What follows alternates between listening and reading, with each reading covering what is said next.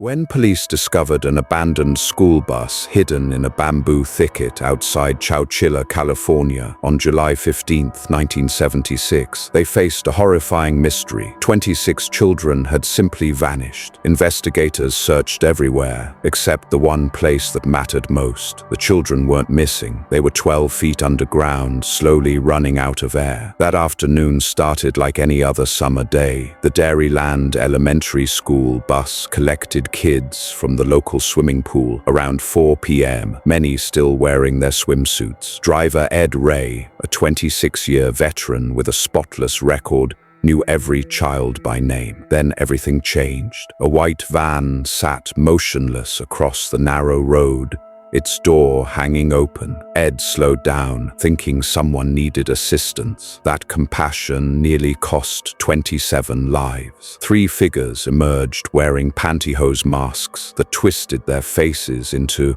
nightmarish, featureless shapes. One man calmly tapped his gun against the bus door, the eerie politeness more terrifying than any threat. Ed faced an impossible choice: open the door and expose vulnerable children to armed criminals, or refuse and face unknown violence. He opened the door. Within seconds, the armed men seized control. One grabbed the wheel, while another herded everyone toward the back at gunpoint. 6-year-old Larry Park remembers wondering what dying would feel like.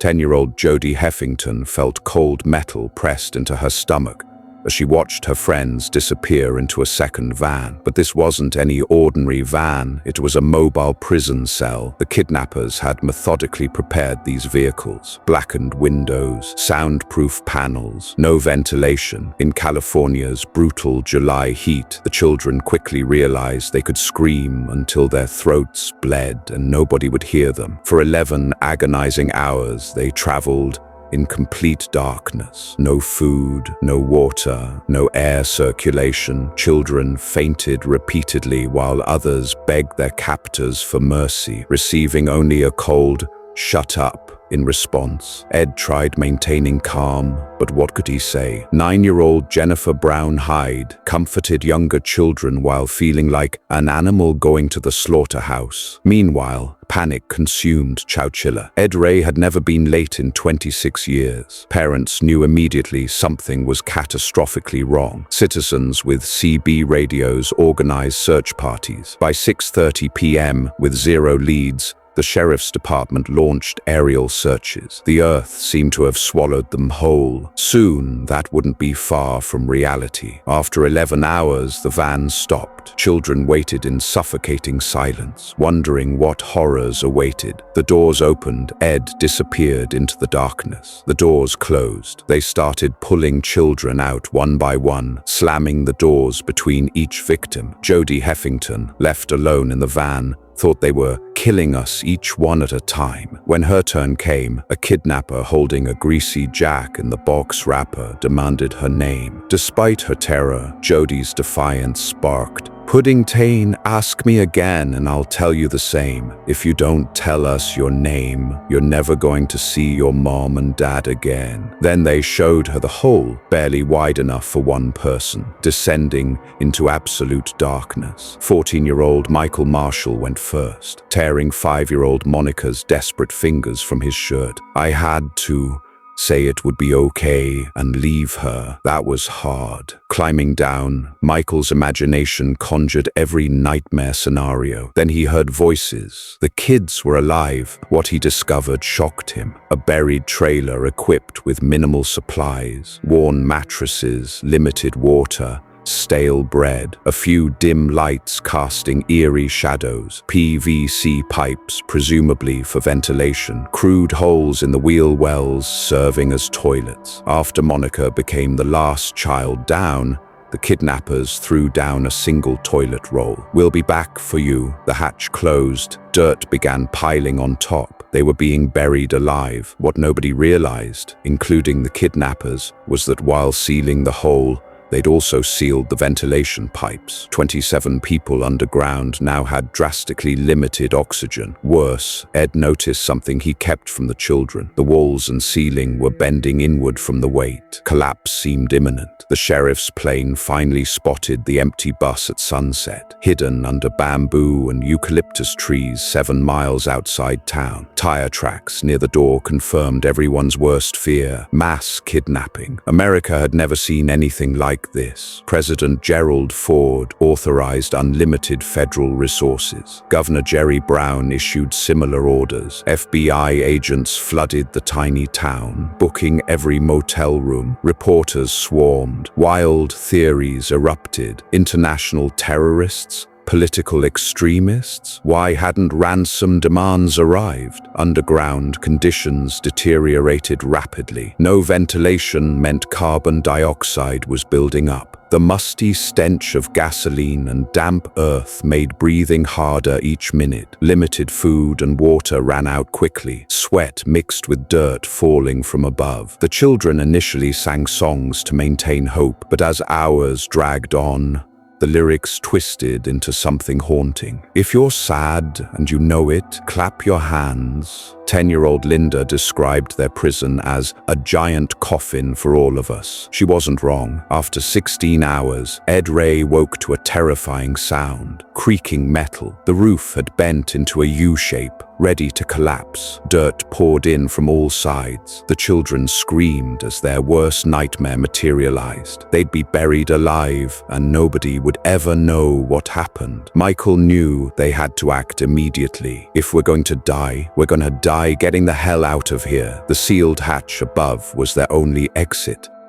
Michael dragged mattresses into a pile, climbing to reach the top. He pushed with everything he had. It wouldn't budge. Then Ed's adult hands joined his. Together they shoved until the cover shifted slightly. Michael grabbed a loose wooden beam, jamming it into the gap as leverage. With one final push, the hatch broke free. 2 massive 100-pound batteries the kidnappers had placed on top came crashing down, thankfully missing the children. But opening the hatch revealed another obstacle: a large reinforced plywood box covered with heavy dirt and debris. Michael climbed up and began pounding walls, digging frantically. Other children joined, scraping at packed earth with raw hands. Finally, a large chunk crumbled away. Then they saw it. A 6-year-old Larry recalled, "The most glorious ray of sunlight I had ever seen." One by one, they emerged into an unfamiliar, barren landscape of excavated dirt mounds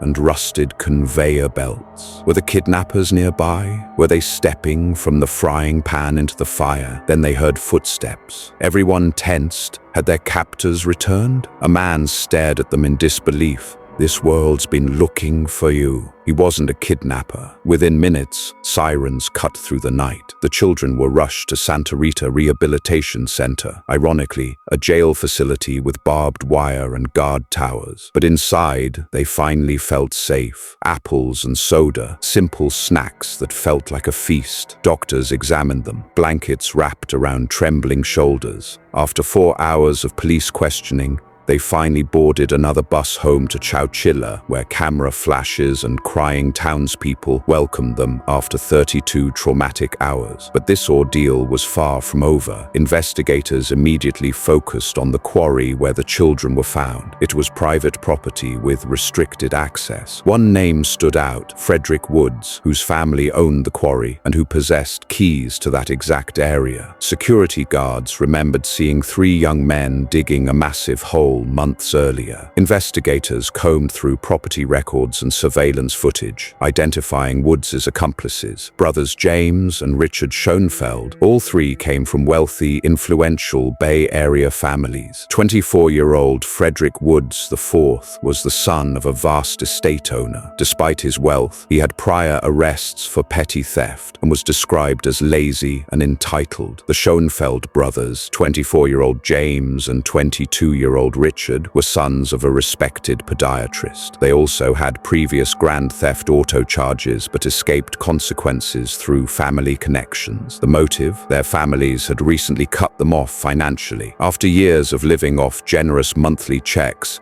their parents finally demanded they support themselves. Drowning in debt but unwilling to abandon their lifestyles, they devised a scheme: kidnap children and demand ransom from the state. Authorities raided the Woods estate and discovered shocking evidence everywhere. A document literally labeled "Plan" detailed every kidnapping step. A handwritten ransom note draft demanding $5 million. The jack-in-the-box wrapper with each child's name and age. Rental contracts for storage units containing their getaway car. A Cadillac spray-painted in black night camouflage. Weapons. False identification documents. Their escape plan was actually clever. Drive up the coast to heavily wooded areas, then have airplanes patrol 200 miles searching for specific light signals indicating the drop site. The money would be dropped and they'd disappear before anyone could reach them. But they never made the ransom call. After sealing the children underground, they'd tried contacting the Chowchilla Police Department. Unfortunately, phone lines were jammed with concerned callers from worldwide. After multiple failed attempts, the trio decided to nap and try later. That decision changed everything. Arrest warrants were issued immediately. The kidnappers woke to discover the children had escaped. Their year of meticulous planning collapsed during a nap. Richard Schoenfeld surrendered 8 days after the rescue. James attempted fleeing to Canada, but was rejected at the border twice due to vague travel stories. He sold weapons at various locations using his real California driver's license. A catastrophic mistake.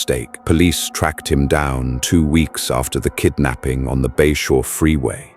Frederick Woods fled to Canada under the false identity Ralph Snyder, a 6-year-old child who'd died in 1960. Royal Canadian Mounted Police staked out a Vancouver post office and arrested him when he appeared. Finally, all three were in custody. The trial began 16 months later. Despite overwhelming evidence, the kidnappers refused admitting to bodily harm, a crucial charge. Under California Penal Code Section 209, this required visible physical injuries. Without it, life sentences could include parole eligibility. The brave children testified again, recounting every cut, bruise, and moment of dehydration and terror. 10-year-old Jody described standing in the witness box. You're in this little box, and they're there looking at you, just glaring at you and staring you down. The judge sentenced all three to life without parole. But 4 years later, the kidnappers' lawyers appealed. This was before PTSD was officially recognized as a mental health disorder in the 1980s. The California Court of Appeal ruled in the kidnappers' favor, resentencing them to life with parole possibility. Larry Park felt like we were being kidnapped all over again. The children tried returning to normal life. 5 weeks after rescue, they were honored as heroes at Disneyland, a trip meant to replace bad memories with good ones. But trauma doesn't disappear on roller coasters. Jennifer Brown Hyde admitted, "In a way, you try to be normal, but when you've gone through something so traumatic, it's hard to go back and be a normal kid." Many developed severe anxiety. Some slept with nightlights into adulthood. Others struggled with addiction, depression,